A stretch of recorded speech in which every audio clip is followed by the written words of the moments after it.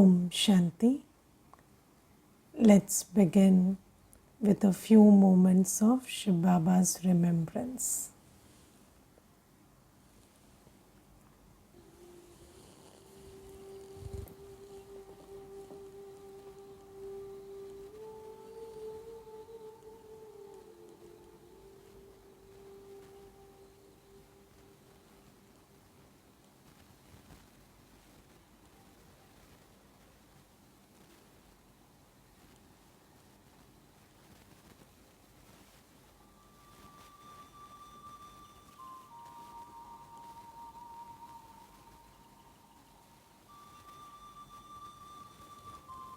Become aware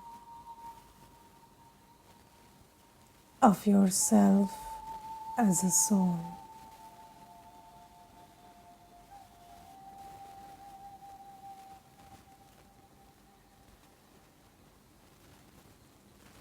I am the soul.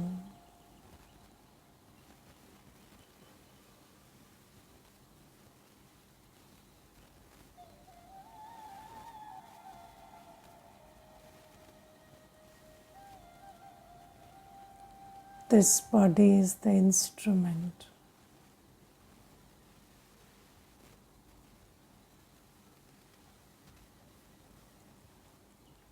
I am the master.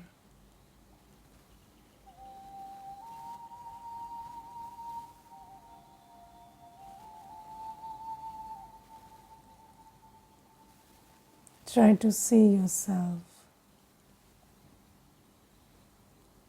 with the eye of knowledge.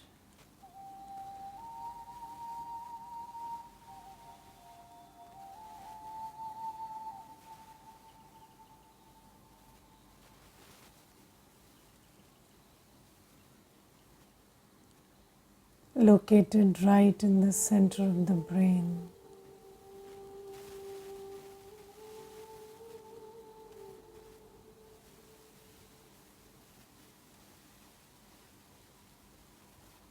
I am the eternal, living being of light.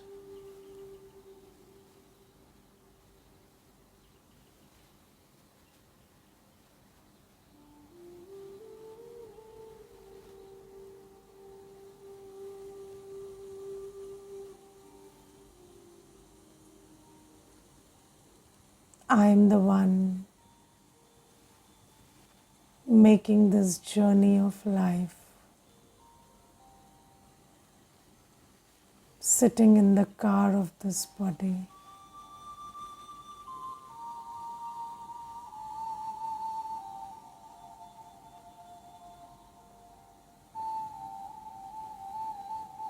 I am the traveler.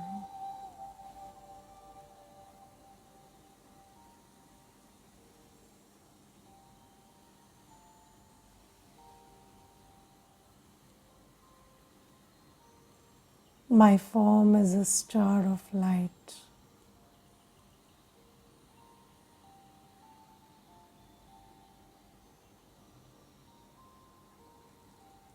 My quality is peace.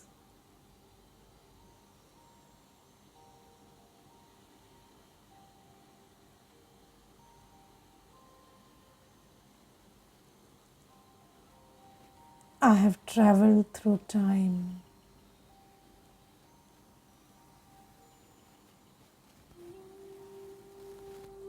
Taken many bodies,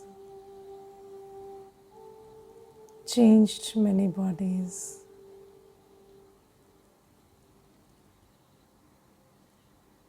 In this journey of life,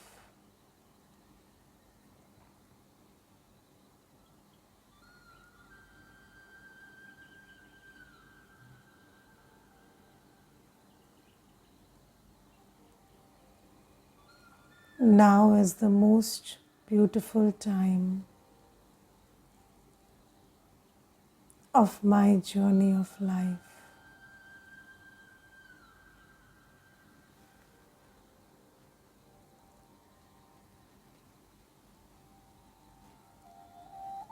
The fortunate auspicious time, the valuable moment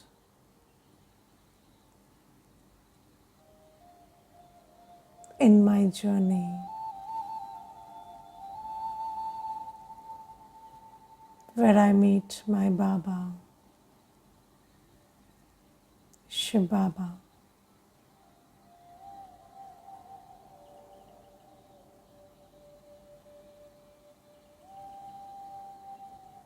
The only time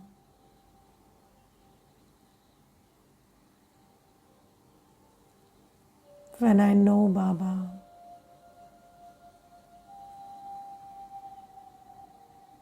recognize Baba,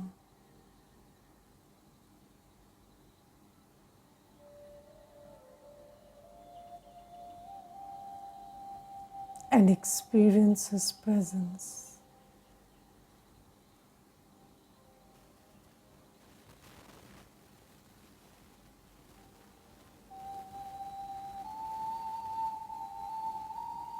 My Baba,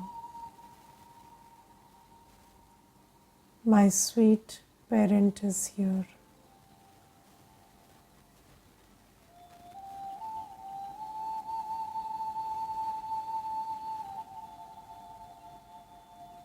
My Baba, you have introduced me to yourself.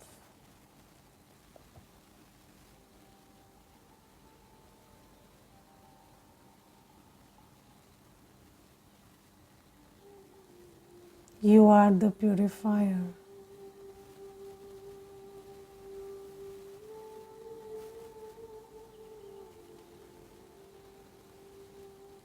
And I have a burden of sins.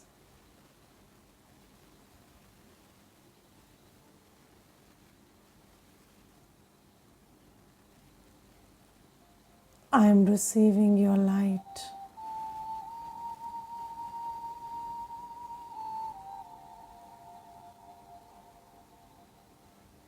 The light of purity.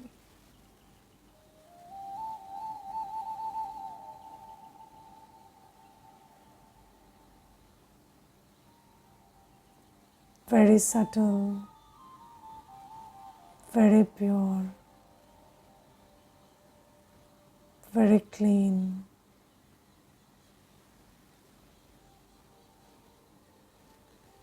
Rays of purity.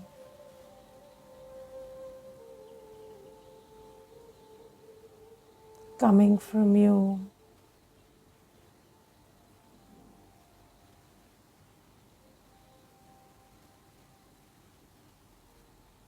Are reaching me.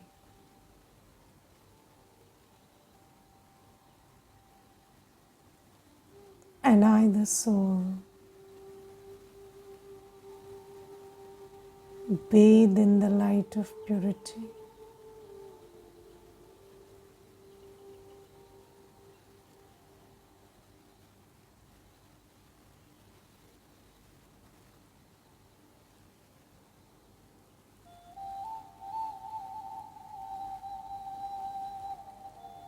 This incessant shower of purity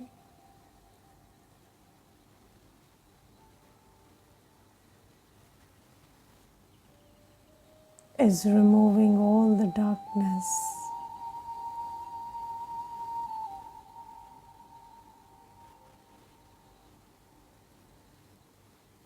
and I, the soul,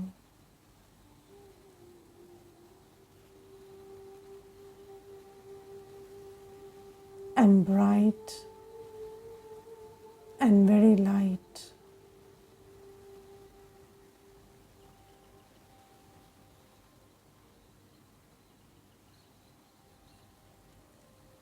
The darkness is gone. The burden is gone.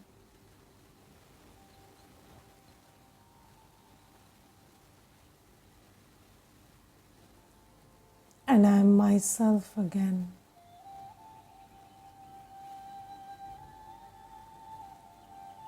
The pure, free light radiant being of light.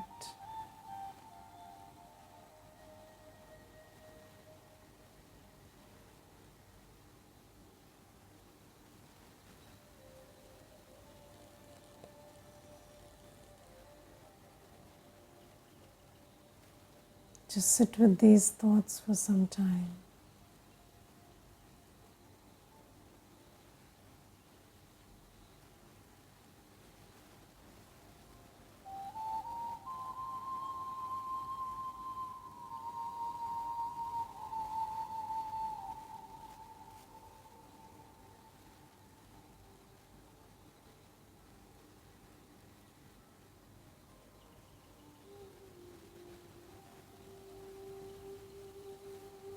Om Shanti.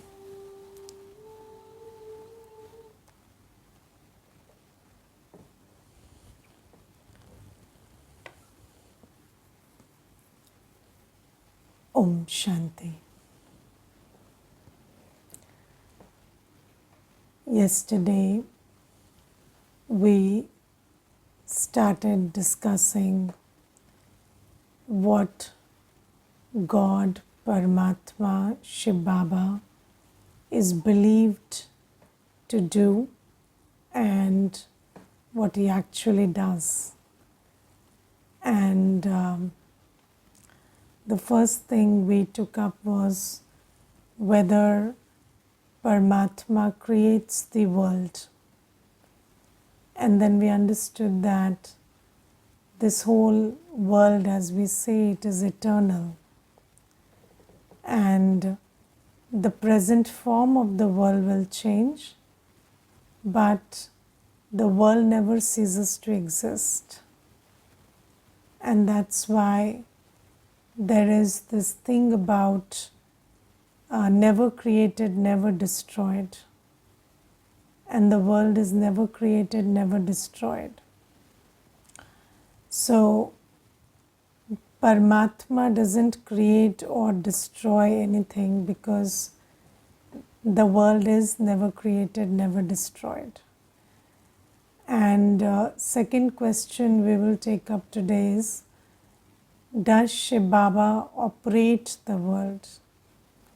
Because it is said that even a leaf cannot move without God's permission. Have you heard that one? Yes, so every leaf moves with God's permission. That is what people say. Now, if the world really was operated by God, then God is not doing a good job.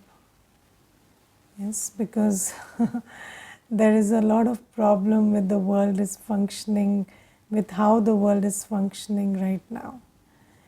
So, does Paramatma operate the world? No. Just like you see, for matter you have laws. Yes.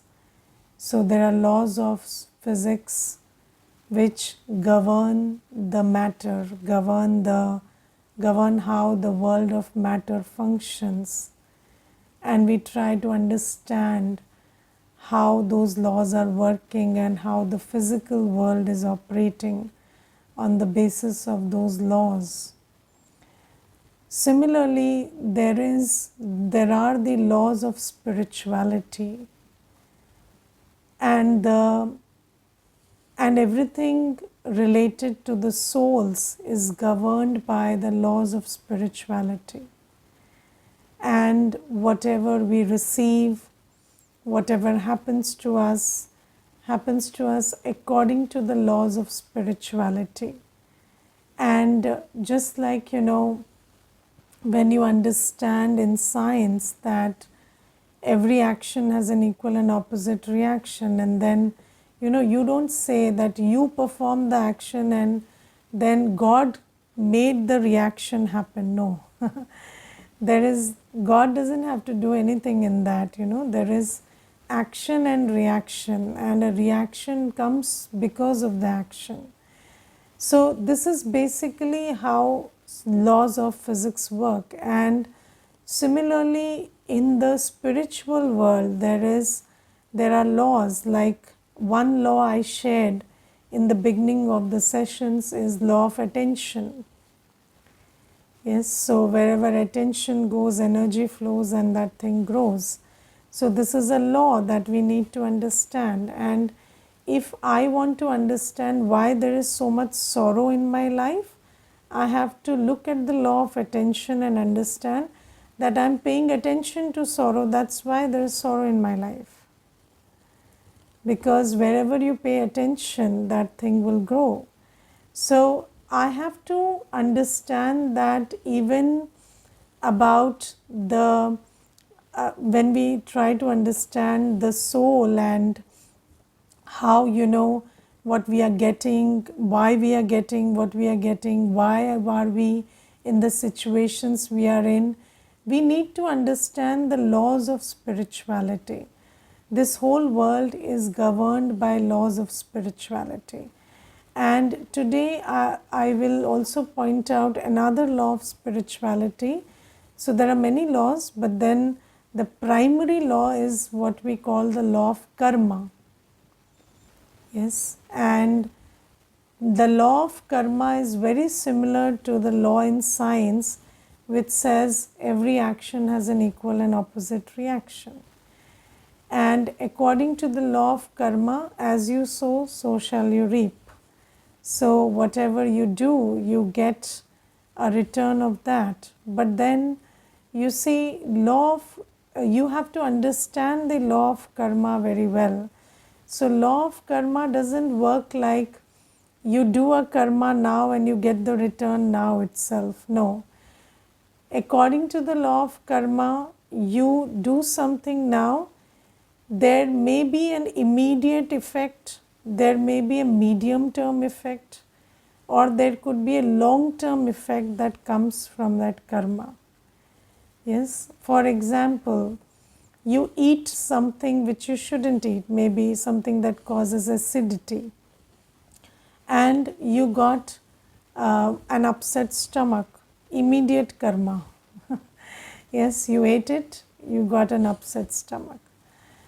Then middle term karma, something that you do in this life and you get the result in this life. For example, there are many people when they come to the center with questions. So when we talk to them, we can figure out, what they did which brought about this effect. For example, there was one brother, he came to the center and he said that my wife, she left me and I don't know what to do. So I said, why did she leave you and where did she go? So he said, she has gone back to her parents, and I had a love marriage and my wife had left her parents and come to me, and now she has gone back to them and they are not happy with me. They don't allow me to enter their house. So I asked him, she left her parents for you and now she has gone back to those same parents, killing her ego, and it is a big step. So what did you do? So he said, how do you know I did something? So I said, no, you have done something. Tell me, what did you do? So he said, how do you know that? Can you see the past or something? So I said, no, nobody needs to see the past. Your present shows your past. You must have done something. So he said, yes, I have done things. So I said, what is it? So he said, I am someone that, races bikes, and I'm a bike racer. And after marriage, I was not at home most of the time, and almost out of 365 days, 300 days, I was not at home. And then I had work and I had to travel, and then she kept complaining about, me leaving her behind and giving her a life which she had not expected. And then I said, okay, now when did she leave? So he said 6 months back. So I said, and for the last 6 months, how many days have you been at home? So he said, I have not been able to work. I've been at home all the last 6 months. Full time I've been at home. So I said, you see, you can afford to sit at home now. when she's not around and wait for her and cry for her. But when she's around, you cannot give her any time. So this is your karma, and now you cannot say, that I did what suited me, but now I want things to change and they should change all of a sudden.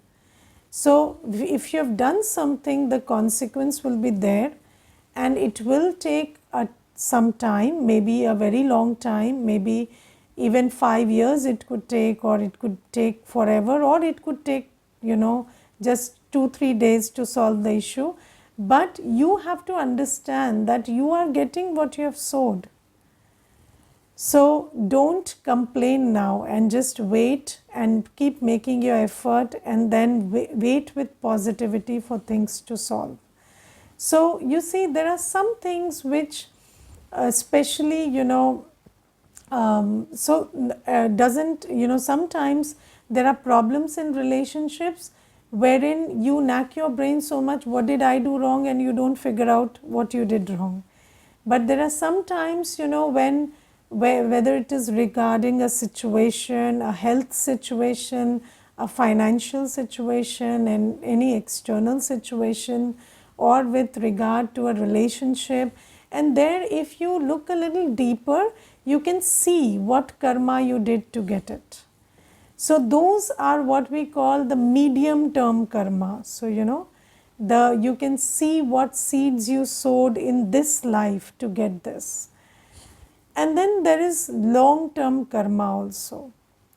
So have you seen that many times you do something and you know that that was wrong, but the effect doesn't come immediately, right? And you're very happy that I made a mistake, but I didn't have to bear the brunt of it. But then at that times you don't understand that it will come back to you tomorrow.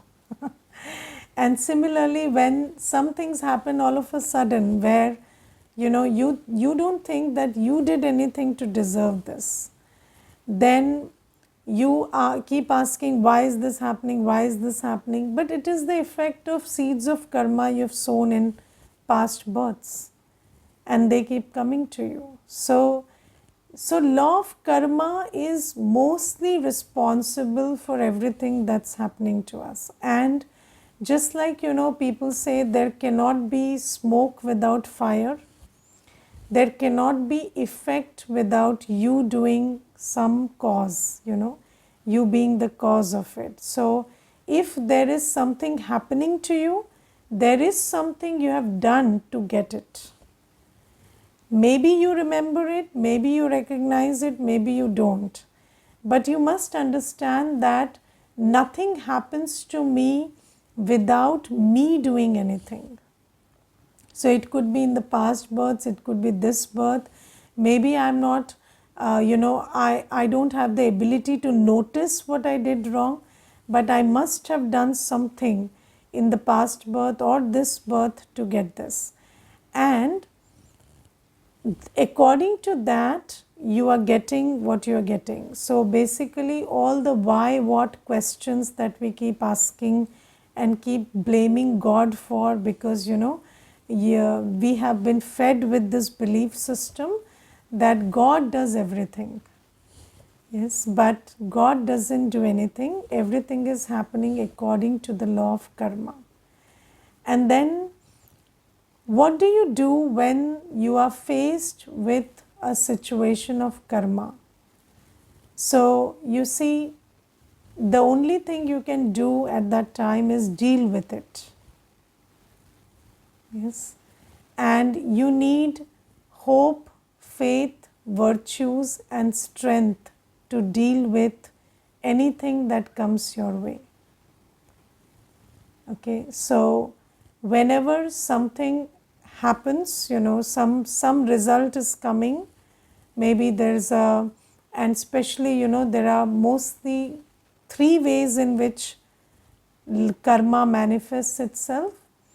So illness, mental and physical illness, relationship issues, you are in a situation with people who are not with the people are not favorable to you, you know, or your mindsets don't match, your sanskaras don't match.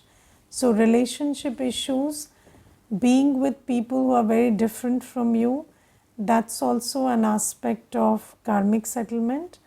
And then third is, you know, other situations, legal, financial, or you know, the situations of that are happening around you, whatever economic or political situation you are in, or whatever situations in terms of circumstances you're facing, all of that is also a result of past karma. And then what the biggest mistake that we make when karmic settlement comes up is we start thinking about what did I do wrong, or why is this happening to me, or you start saying I don't deserve it and this is wrong. So you know, you go into this language of this is right and this is wrong, this is fair, this is unfair. But let me ask you one question. Whatever journey of life you remember you've had, so you have had a long journey of many births, but whatever you remember from this birth, when you have kept, you know, there are situations when you kept asking, you know, why is this happening, or you kept complaining, I don't deserve this, this is fair, this is unfair, this is unjust, this is wrong. Has anything shifted by this kind of resistance? You keep beating your head, you keep saying, you know, this is unfair, unjust, this is wrong, you know, I am not wrong here, they are wrong. But it is what it is, isn't it? So whether you keep saying 100 times or 1,000 times or 10,000 times that you are right and they are wrong, and you are being served something which you don't deserve, or you keep saying that, you know, whatever is happening to you is unjust, unfair, however much you keep crying about it, doesn't change anything. So don't waste your energy doing that. And when you understand that everything that's happening has a reason why it's happening, and it's because of some seed that I have sown somewhere in the past and I have forgotten about it. So then you become free from this struggle that you do within yourself, you know.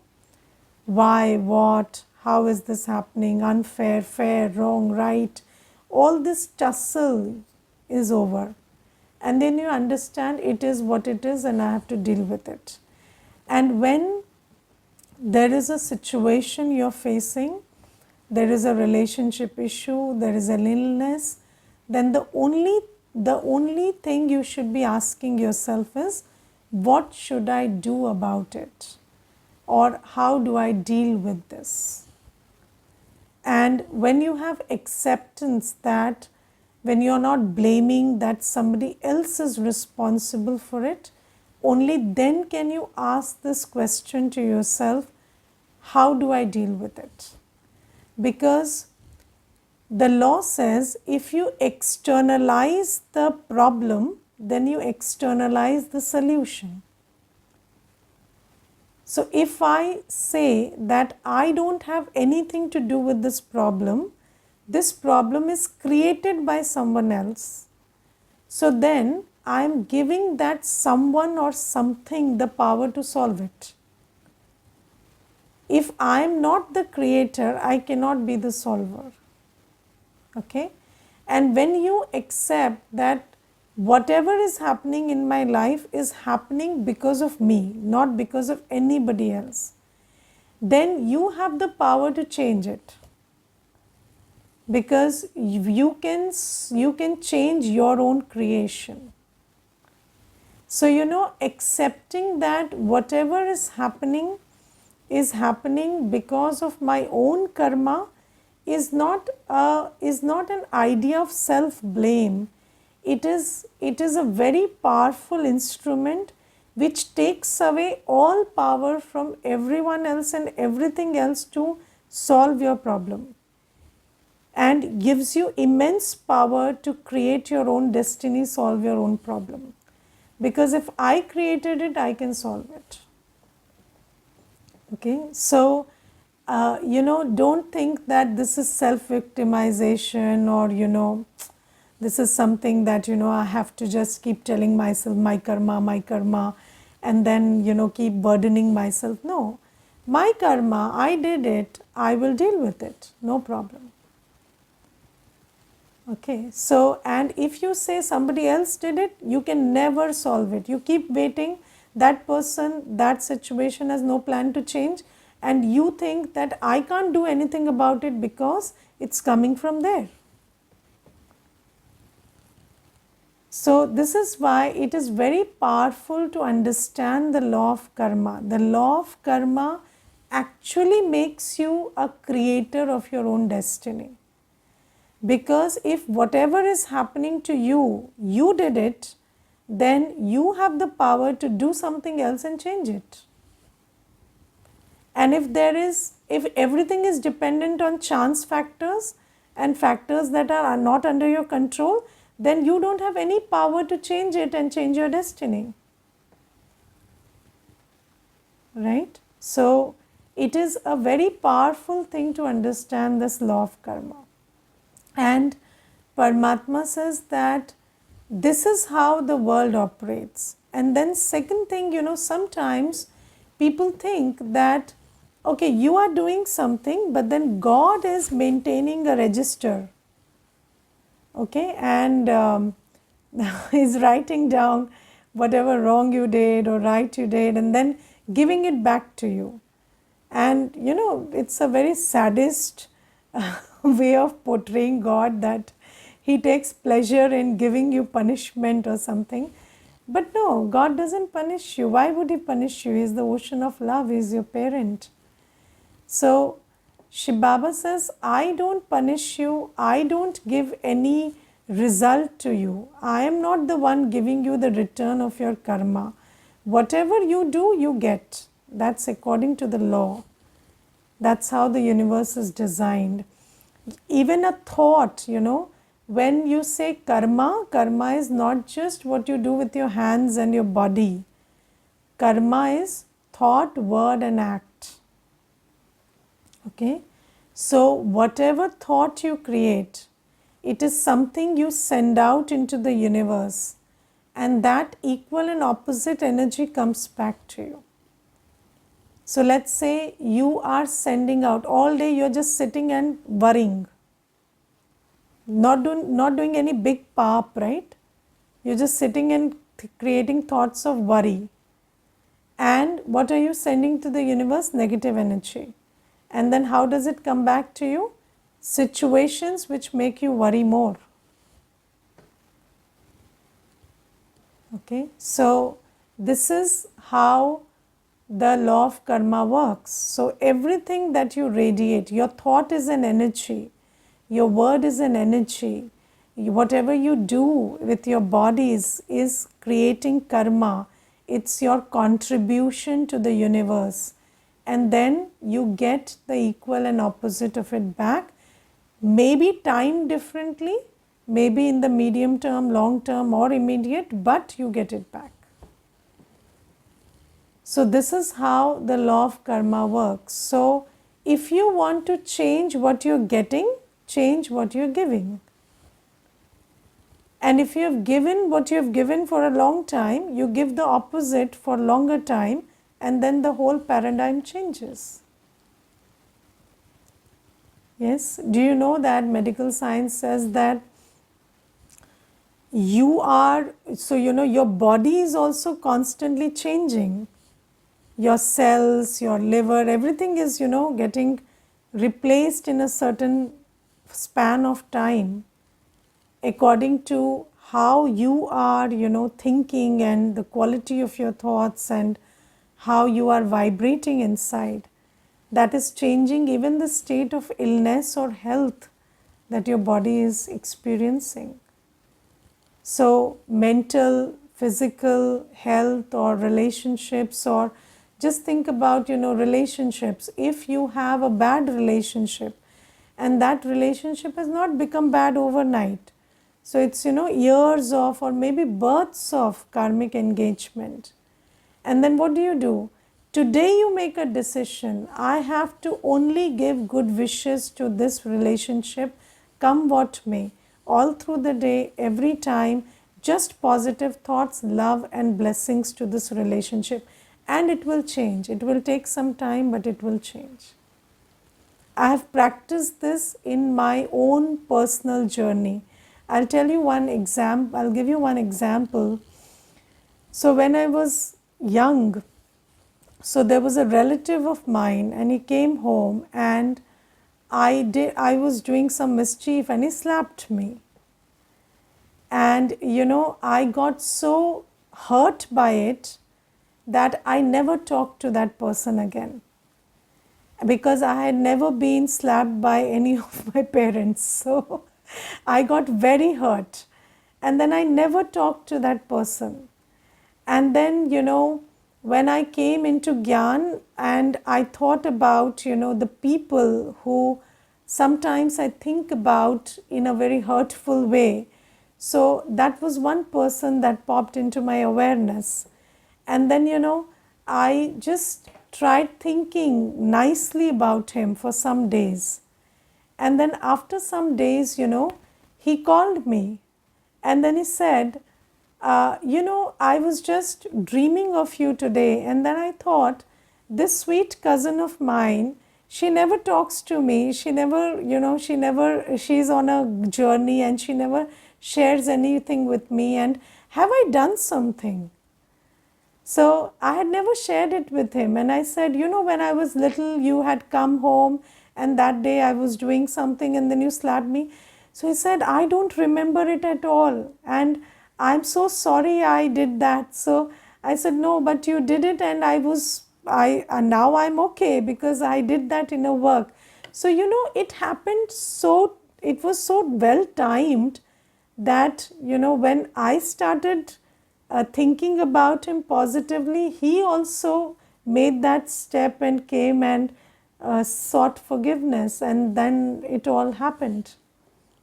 And anyways, even without that, my heart was clean already and I was free of the hurt. So if you want to change whatever you did, do the opposite of what you did until now and it will change. It will take some time. You don't know how long a karmic settlement is or how long you have taken to create it. So you will take that much time to settle it, but then it will happen. So Shiv Baba tells us, I don't maintain a register of what you do. There is an automated register being maintained and you receive according to that. And then what does God do in all of that? So when I told you, when there is a karmic settlement, and karmic settlements can be very difficult, because if there is a chronic illness in the body, that's the worst kind of karmic settlement, right? Now, if there is a chronic illness in the body, constant pain, or there is somebody who is constantly in mental pain, anxiety or depression, or schizophrenia kind of diseases. So these are big karmic settlements. And then what do you need? You need hope, faith, virtues and powers to settle it. And who will give you that? Paramatma, Shiv Baba. So it is very important for you to have a very good relationship with Shiv Baba, because Shiv Baba doesn't judge you or punish you. Shiv Baba is the one who supports you in settling your karmic accounts when they come to you. And by believing that Shiv Baba is the one giving me the punishment, the first mistake that we made was, the one who was on my side, I put him on the other side. I say that he is the one who is going to pull me out of the settlement, or out of the karmic, debt, and I am saying he is the one punishing me. So then the only one who is going to help me, I have put him on the other side. And I don't take help. And you know what? When we are at our weakest, we think God is not with us. Because that's what we've been told. We've been told that when you make a mistake, God doesn't like you or love you, or He judges you, or He's the one punishing you. But no, that's not true. When you are at your weakest, when you are fighting the biggest battles of your life, then Shiv Baba is always with you, giving you the love, the strength, the support, giving you the peace, giving you the patience, giving you the perseverance, giving you the faith, motivating you. So it is very important that we understand that Paramatma is not the one punishing me.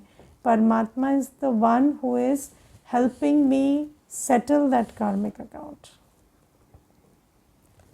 So this is something about Shiv Baba, that he doesn't do anything, he doesn't give you the reward or punishment. He's the one who is with you, supporting you on this journey. And whatever we do, we get we reap the fruit of that seed we sowed in terms of karma. Now, so when we say, you send negative, you get negative, what is negative karma? So, negative karma we will understand, and good karma we will understand in great detail later on. But for a beginning, let's understand one simple definition. Any thought, word and act which is motivated by lust, anger, ego, attachment, greed creates bad karma. Any thought, word and act which is motivated by or which stems from lust, anger, ego, attachment, greed, that creates a negative karma which you have to settle later on. Okay, so beware of thoughts, words and deeds motivated by lust, anger, ego, attachment, greed. Yes, and for now the simple law is keep checking your thoughts. Even if there is a thought, take care not to put it into action. Yes, let's say there's a lustful thought. Let the thought, even if you can't control the thoughts from coming, just try to change it at the thought level and not allow it to come into action. Let's say there is a thought of anger. How does anger start? This person is wrong, they are not doing right, they are the problem. And then as soon as you notice yourself having thoughts of anger and criticism, just try to change it. How do you change it? By invoking the knowledge that everybody is a soul, everybody is under the sway of their sanskars, and they are not bad. It's just their habits and sanskars that are bad, and it's okay. So, separate the person and the behavior and change your thought of anger. If there is a thought of greed, what is the thought of greed? Greed is not, I want to do well and earn more. No. Greed is when you see somebody having something and then you feel that I should have it because they have it. No. That is greed. So never look at anybody else's possession and think, I want what they have. No. You set your own goals. You try to achieve that. But when you look at somebody else's possessions and think that I want what they have, that is a wrong thought. So you just create that thought that no, I have my own goals, I will work towards it, and I am not discontented because I don't have it, and I will not become content if I have it. I will work towards it. I am content even today, I'll be contented tomorrow. Okay, so do not do anything with the seed of discontentment. Do everything. It's good and fair to have ambitions. You should work, you should earn, you should accumulate, you should progress, you should do everything. But the seed shouldn't be that somebody has it, so I should have it, or that I am not okay without this, so I should have it. No. First be okay and then have it. Okay, because if you are not okay without it, you will not be okay with it. Okay, so any thought, when you see, we will understand about attachment and ego also. So these thoughts, the seed of which is lust, anger, ego, attachment, greed, these thoughts, word and action stemming from them all creates bad karma, for which you will have to reap tomorrow, for which you will have to pay tomorrow. Okay, thoughts of attachment, when you think that, this person or this relationship I can't do without, then that thought is not a good thought. Never create this thought, I can't do without this person or this relationship. Because just ask yourself honestly, is any person, any relationship in your life permanent? No, they will go. Yes, they will go, or you will go, or they will change. Right? Either of that will happen. And when they go, when they change, or when you go, then the sorrow experienced is directly proportional to the attachment. So people who you think you can't do without, they leave you in the most sorrow. Yes, so you think that, you are loving somebody, but then that is sowing the seeds for sorrow. And I will tell you, there was one sister, she came and she was crying so badly and so profusely that, for a moment I also felt very shaken up. And then that sister told me that I had been married for 6 months and my husband left the body. And she said that for 6 months, every single day, every single second, I thought that this person is exactly what I wanted. This person is 100% the one I was seeking. And then I cannot stop my tears today because that person is gone. And then, the second thing she told me was very shocking. She said, had he not been that person, I would have cried lesser. And we always feel that having somebody who looks like they are tailor-made and they are meant for me is a very good thing, and we keep thanking God for that, and then we have a lot of attachment in that relationship.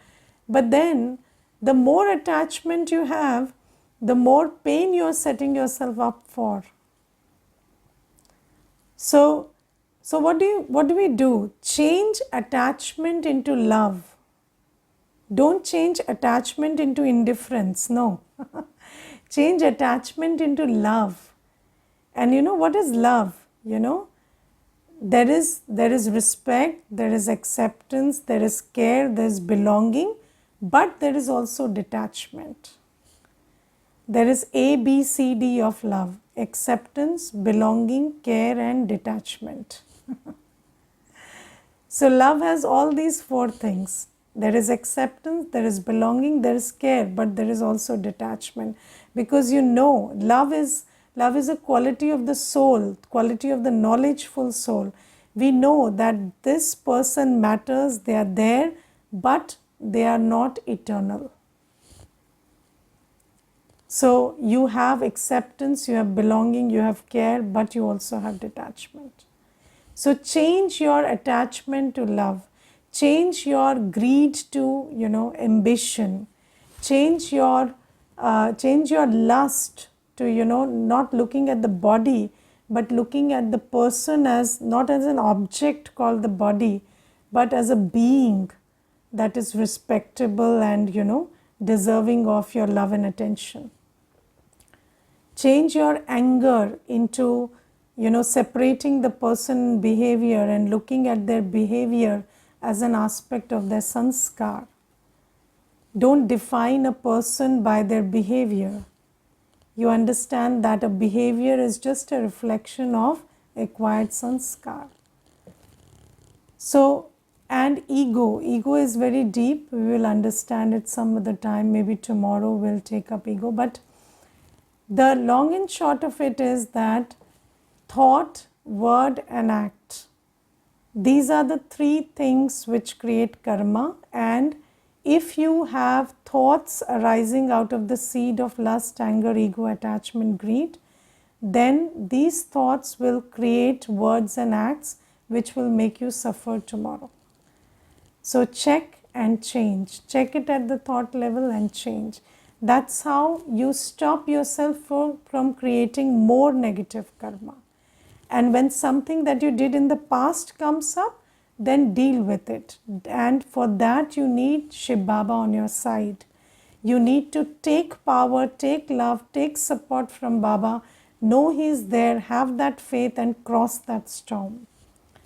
So this is about the fact that God doesn't do everything or operate the world. The world operates on the basis of spiritual laws, and the most prominent of that is the law of karma. Now there is one question. So the question is, if somebody is suffering, what is my duty towards them? So you see, when somebody is suffering, so they are peaceless, they are unhappy, and your duty is to stay peaceful, stay happy, and give them that happiness and peace through your vibrations, words and actions. So in the world, it is believed that when somebody is unhappy or suffering and you are one of their own, then it is your duty to suffer with them. And when somebody dies also, we say, I am sad for you. That is my contribution, that you are sad, I am sad, together we are creating more sadness. So, or I am sorry for you, no. So that's not my duty for the one who suffers. My duty for the one who suffers is, when they are suffering, they are in a state of peacelessness, unhappiness. So it is my duty to take happiness, take peace from the ocean of peace, ocean of happiness, and radiate that to the person through my words, acts and thoughts. And when they get that, they recover from their suffering. And that is how you help each other. You don't help each other by taking their suffering and making yourself miserable. That is not your moral duty. Okay, and there is another question. I have had a very good relationship with someone. Now they don't talk to me. For the past 1 year, I've been in deep guilt. I hate myself. I always think of my bad karma. I corner myself from everyone. No, but you have to understand that, if some relationship has gone sour, going into guilt or creating worse thoughts is not helping. Create positive thoughts for yourself and for that soul. And also, I'm not saying that if you do that, that person will come back to you. Because if a karmic account is over, it's over, right? But if you keep doing this, then you will attract a relationship which will be much better than that. But if you keep doing this to yourself, then whatever you will attract in the future will be worse than what you lost. So that is why be very careful of this. I'll give you one example. There was one sister, she shared a very nice experience. She said, my father was very abusive, and he was abusive towards my mom, he was abusive towards me. And all my life, the only thing I thought is, I don't want a husband like my father. And I hated him all my life. And when I got married, my husband was the complete true copy of my father. So, if you keep yourself absorbed in thoughts of something that something that you don't like, you are attracting similar things for yourself in future. Yes, so be careful about this one. Okay. Some people always find ways to trouble you. How to handle it? You need hope, faith, lot of virtues, lot of powers. Because they will keep troubling, and you have to make sure you don't get disturbed and you don't do anything in reaction. And then slowly, gradually, long time it takes, but then that karmic account gets settled. Okay. Usually where we restrict ourselves from hurting any animal or any creature who cannot speak, and find out ways to do good to them in some form. But when it comes to a mosquito, it feels so hard to take a life, but if that's not done, it can do more bad to me and my family members. I have a guilt of taking those lives afterwards. Don't understand how to take it. Okay, so you know what? You can think about it as an act of self-defense and do it like that. So think about it as not killing but protecting yourself. And then, of course, there is sin created in every action.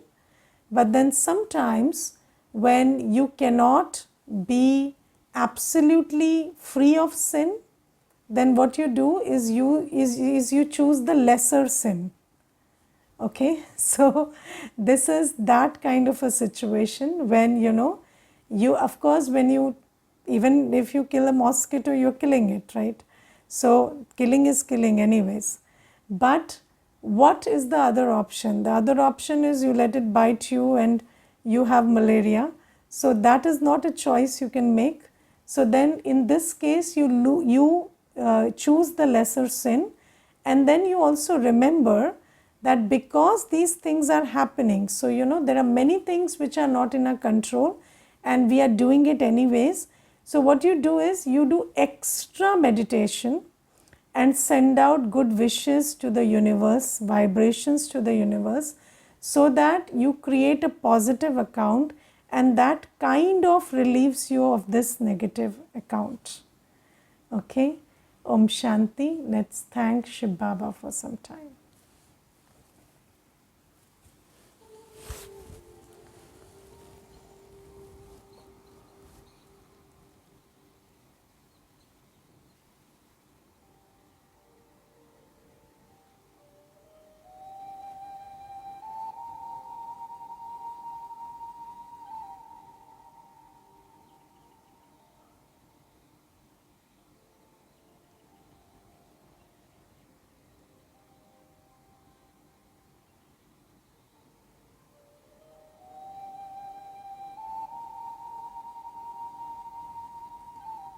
I sit in silence.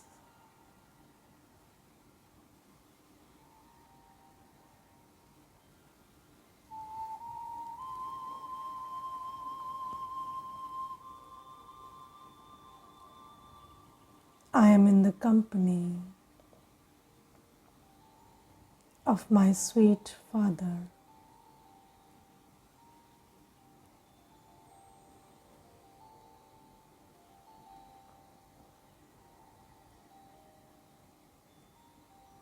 The ocean of purity.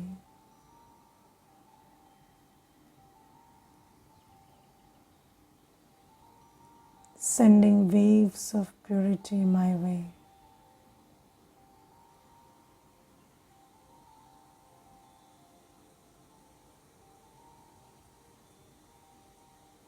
And as those waves wash over me,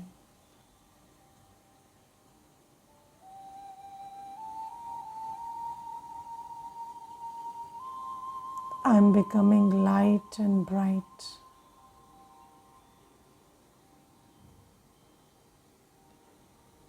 Very light, burden free.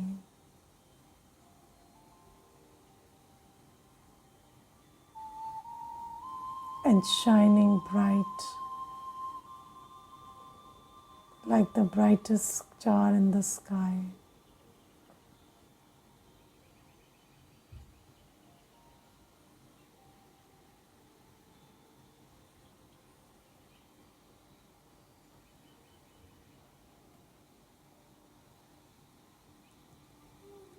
As I sit in the company of my sweet Baba,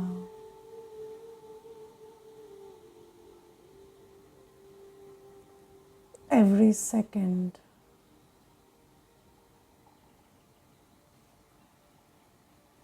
the purifier is purifying me.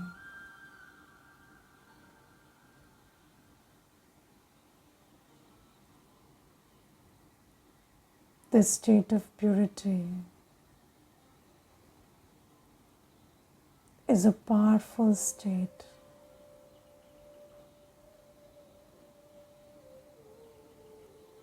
I am becoming like the lotus.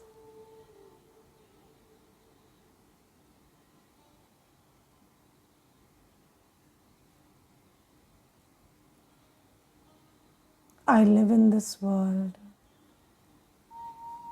but like the lotus, uninfluenced by my surroundings and radiating my inner beauty into the atmosphere.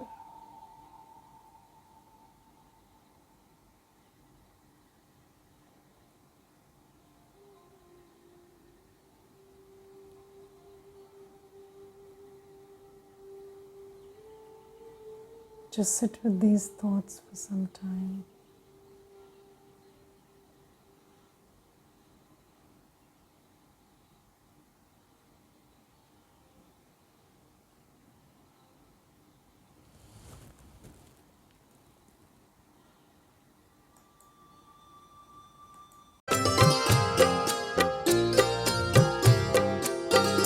वैसे तो जिंदगी में करने को बहुत कुछ है, वैसे तो जिंदगी में करने को बहुत कुछ है। पल भर निकालिए प्रभु के भी नाम पर, पल भर निकालिए प्रभु के भी नाम पर। वैसे तो जिंदगी में करने को बहुत कुछ है।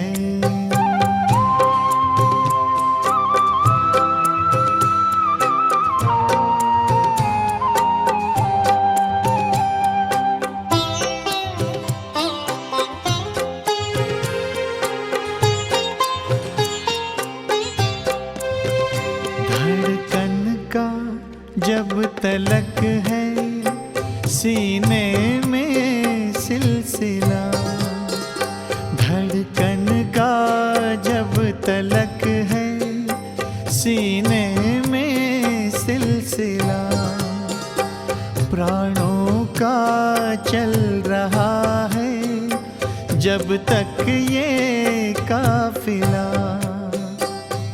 रहबर बनाइए उसे जीवन की शाम तक, तक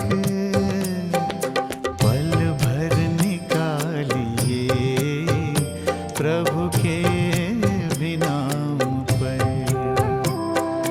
पल भर निकालिए प्रभु के भी नाम पर। वैसे तो जिंदगी में करने को बहुत कुछ है,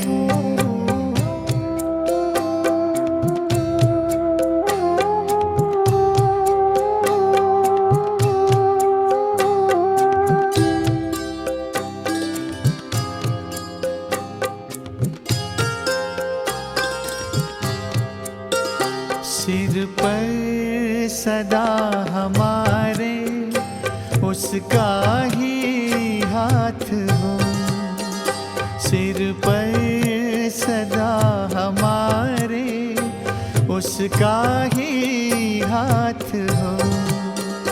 सुख दुख हो रात दिन हो, हर पल ही साथ हो। ऐसा न हो कि याद करें उसको काम पर, पल भर निकालिए प्रभु के भी नाम पर, पल भर निकालिए प्रभु के भी नाम पर। वैसे तो जिंदगी में करने को बहुत कुछ है,